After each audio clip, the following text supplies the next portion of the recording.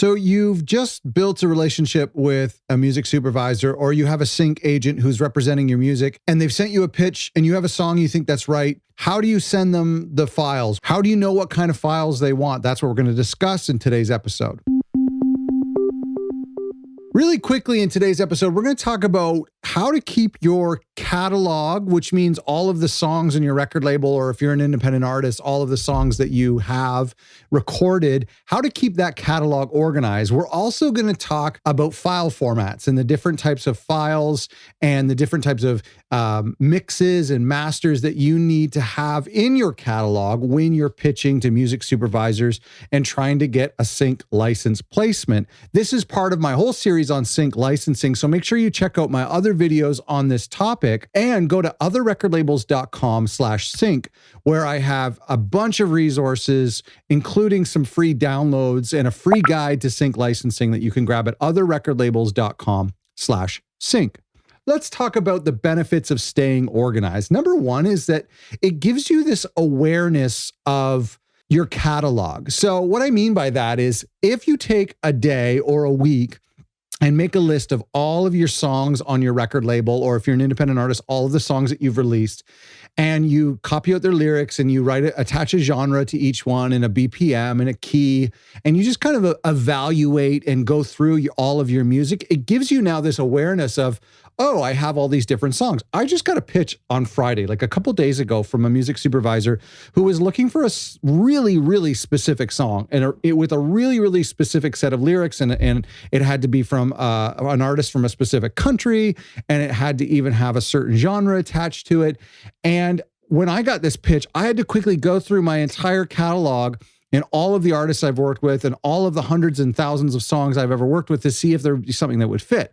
When you organize your catalog, and if you use the catalog database template spreadsheet, that's a mouthful, that I've included in my free guide to sync licensing, it will help just give you this awareness of the songs that you have in your repertoire, so that when somebody on a Friday, like in the Friday afternoon, pitches you this super specific need, you can be like, oh, yeah, I do have something like that. Hold on, let me check. So that's one of the reasons why we should stay organized. Also, when you sign new artists to your label and you ingest all of their new music, or if you're bringing on some of their back catalog, it can help you to create a checklist of things that you need to make sure you have. And so if you're preparing a new release, it's a brand new artist and they're releasing a 5-song EP, it's like, okay, we need the WAV files, we need the MP3s, need to ask the artist to type up the lyrics in Google Docs and send me a link to that. I need to ask the artist if we can afford to get instrumentals mastered in addition to the regular songs. It helps you create a mental checklist or a physical checklist of all the things that you should have when you're bringing on a new album. Because I'm telling you to organize your back catalog, and that's important, of course, and that might take a day or a week or a month to get everything organized. But moving forward, it'd be really good if you had a checklist so that you know that you get all the things you need. And number 3 is that the music supervisors are always in a hurry. And I had somebody email me a Friday afternoon, late afternoon in the summer, asking for something to be in hand by Monday morning. The point is that music supervisors are always in a hurry, so keep that in mind. Okay, I want to talk about 3 areas we need to make sure we have covered when it comes to the audio files and how the specific technical requirements that a music supervisor will request from you, or a sync agent will want to have if they're representing your catalog, or if you're submitting your music to a music library, you're going to want to make sure you have these things in hand. Number 1 is the different song versions that you need. There are 3 different song versions you need. 1 you really need, and 2 are kind of optional. The first one you really need is instrumentals. And so the reason you need an instrumental, and that's basically just the regular song with the vocals and the background vocals. Don't forget about the background vocals, the harmonies, those parts muted, and just the rest of the instruments left. So it's the exact same song, but the vocals are taken out. And the reason why is that an editor who's creating a picture, for example, they might want the vocalist to come in at a time where there's no dialogue if the song is underneath a scene that has dialogue. So let's say, for example, the editor wants the first 2 lines of the verse, and then they want the song to keep playing, but then the actors on screen have dialogue for the last little bit of the verse, and into the chorus, they want the vocals to come back because the talking has stopped.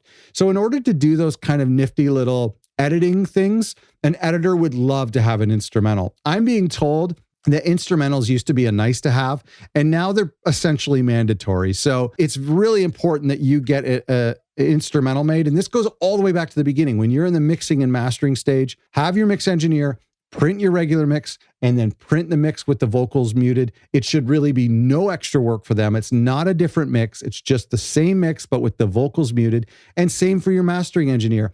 It really shouldn't, if they pass the song through, they should be able to pass the instrumental version through with really no extra, very little extra charge. It's not that much work at all. The second type of song that you should have is a minimal version. Now, this is just a nice to have. Most people don't request this, but it gives you more sync opportunities. And what I mean by a minimal version is, let's say you not only take out the vocals and the background vocals, but start to take out things like guitar solos or really abrasive synth lines or certain pauses and stops in the song. Take out any sound effects or any birds chirping in the background or tape effect or vinyl effect, and just leave the drums and the bass and the synths and the strumming guitars and just the things that are super simple that really kind of take away any of the unique identifiers of the song. And the reason is this will give you opportunities on music libraries where, say somebody wants it for like a DVD background, if those still exist, or the background of a documentary. They don't want like a screeching guitar solo or a bunch of oohs in the background. They just want something steady and calm that doesn't take away from what's happening on the screen. So a minimal version, if you can get that done. And again, what I would do is either have your session, your DAW sessions on files so that you can quickly make a minimal version if you ever need it, or just do a minimal version of the songs that you think would work best in music libraries or for sync licensing purposes. You don't have to create a minimal version of your entire catalog. You don't necessarily even have to create an instrumental version of your entire catalog, but I think it's kind of important to have. The final song version you should have is stems. Now, again, this is a nice to have. Most music supervisors won't require stems. What stems are is basically your entire song divided into about 5 or 6 sections. So all the drums on one WAV file and maybe percussion as well, all the guitars on one WAV file, all the synths and keyboards and pianos on one WAV file, all the vocals and background vocals on one WAV file, or sometimes it's 2 WAV files with the vocals and the background vocals separated. And then maybe another file for special effects or interesting instruments, that kind of thing. Another file for bass as well. So obviously some songs, if you're having somebody remix your track, a lot of people already have stems made. And in some cases you might have 8 or 9 or 10 stems if you really separated the song. But for a lot of people, it's simple. Just have 4 or 5 WAV files for a couple of your songs that you think are really have a really good chance of being licensed. Again, this is not mandatory. I just want to explain to you what stems are, and you might want to have stems at the ready because it's just a nice to have. It could increase your chances of getting synced. Okay, number 2, let's talk about audio files and the various audio files you need to have at the ready for when a music supervisor comes calling or when you submit to a music library. Number 1 is most important is high quality, like WAVs or AIFF files. These are not MP3s. These are really high quality. They're at least CD quality. Now, these are big files, and so you want to have them stored in a cloud like on Dropbox or on Google Drive, or at least accessible on your hard drive. But you're not going to want to use these when you're pitching to music supervisors, and you may not even upload them directly to music libraries. In most cases, it's the low resolution MP3s. That's something that people can sample and listen to quickly. What will happen is a music supervisor will get these songs from you via MP3 or through a streaming platform like SoundCloud. And then if they sort of like that song or they think it can work, then they'll send it to the editor or the producer or the director. And if they're like, yeah, let's use it, then they'll come back to you and say, okay, we need a high quality WAV file. There's no sense in sending them huge files that don't have metadata in them. So for now, just send them an MP3 or even a streaming link is fine. Speaking of MP3s, that's a file format that you're going to want to have. Now, go back to my free guide that you can get at otherrecordlabels.com/sync, because I give an explanation on how to organize your catalog. And so ideally, you could have a Dropbox folder or a Google Drive folder organized by artist. And then when you go into the artist, then you maybe have different songs or even different albums. And let's say you go into an artist folder, then it's categorized by songs. And so for one song, you might have a WAV file, you might have an MP3 file, you might have a lyrics, you might have a picture of the artist, and you may have an entire spreadsheet that gives the information about the BPM and the genre and the mood and all of those fun things. So MP3s are important because they can contain metadata. They're also small enough to fit in an email. So I had this pitch come in on Friday, like I mentioned at the beginning of the video. I think I had something that might work. So I sent the actual song via MP3 in the email because it was only like 4 or 5 megabytes, so it fit in an email, no problem. I told them in point form, I have the stems available to be made on demand if required. I have a WAV file via Dropbox, and I copied the Dropbox link. So I didn't attach it to the email. I just copied it into point form into the body of the email. And I told them a little bit about the licensing opportunities.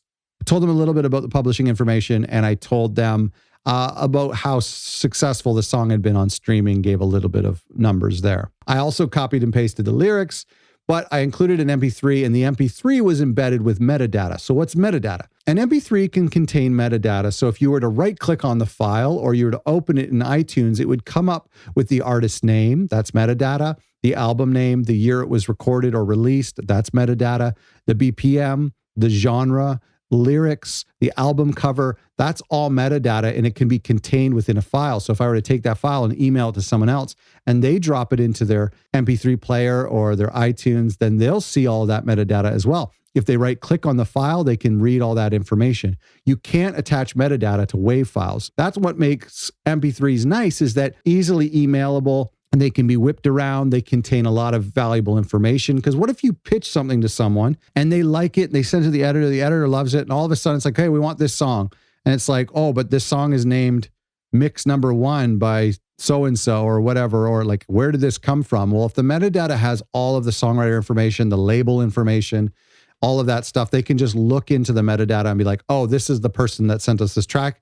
Let's go tell them that they got the gig and we need the WAV file. So include your metadata in your MP3. You can do that by adding it through iTunes.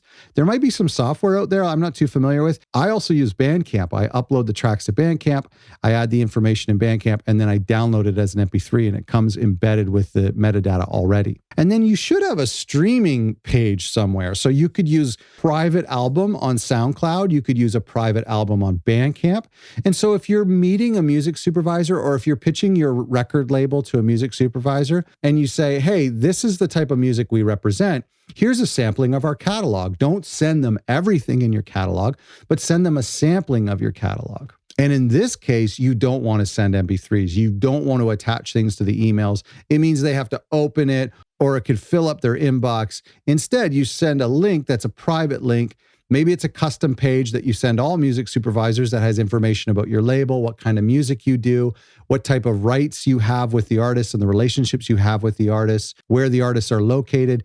Maybe a nice little Squarespace page where it has some SoundCloud links embedded in it where they can listen to a sampling of your record label and the artists on your label, and even highlighting your niche and saying, hey, listen, we do Southern Americana hillbilly music. And so keep us on file if you ever need traditional country music, we're the record label to contact for that. So having streaming links is really nice when you're making an introduction to a sync agent or a music supervisor. And finally, it's important that you organize your metadata. We already talked about embedding the metadata in your MP3s, stuff like songwriter information, lyrics, genre, album title, all of that information, but also using a spreadsheet to keep track of things like ISRCs, which are the codes given to specific recordings, and then ISWCs, which are the codes given to specific compositions and songs. There's things like IPI numbers, which is the individual number that an artist or a songwriter gets from their PRO. So there's all this data that record labels